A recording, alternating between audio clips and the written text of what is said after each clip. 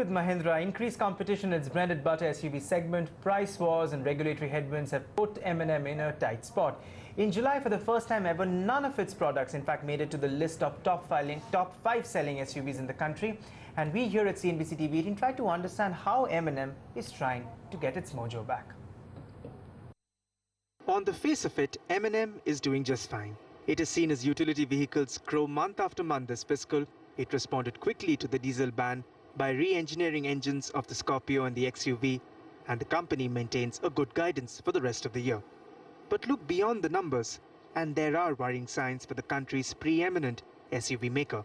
While M&M's SUV segment grew at a healthy 17% in April to August period, it is still less than half the 40% growth the industry has clocked as a whole. This has meant its market share in the utility vehicle segment has fallen from almost 35% in August last year to around 29% this year. What's more distressing is that with increasing competition from traditional car makers like Maruti, none of M&M's SUVs were among the top 5 SUVs by sales in July. The boundary between SUV and a passenger car is getting blurred. First thing, the way it affects M&M is that when we start looking at market share of SUV, that market share of SUV perhaps doesn't have the same meaning today as it did 4 or 5 years ago, when not every alternate vehicle was being called SUV. Now when everything is SUV, you cannot really talk about an SUV market share as much. Right? When the growth in SUV segment is 35–40%, clearly one cannot say that I'm going to maintain my market share at that level. In the SUV segment, the competition has become a lot more fierce.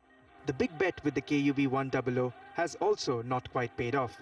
Since its launch in January, sales have slowly but steadily declined every month, coming in at under 3,000 units in July, against levels that top 6,000 units. This means most of the money is now riding on the petrol bet. We have launched a petrol vehicle, but we are still known to be a diesel vehicle manufacturer, right? So the label with Mahindra is diesel.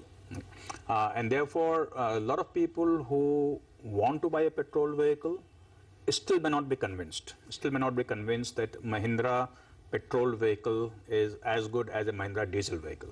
So when you look at the shift that has happened from diesel to petrol, and given that we are not known for petrol, it has created a little bit of a down, so taken our volume somewhat down, little dampener to our volume.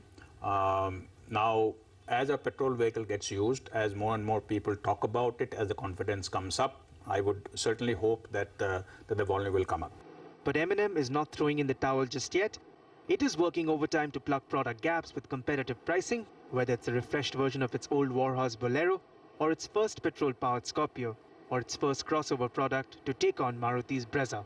M&M clearly has its work cut out, especially when you consider that in less than 5 years, the country has seen a slew of SUV launches, and what was a 10-product segment is now a 30-product segment. In New Delhi, Ronojoy Banerjee.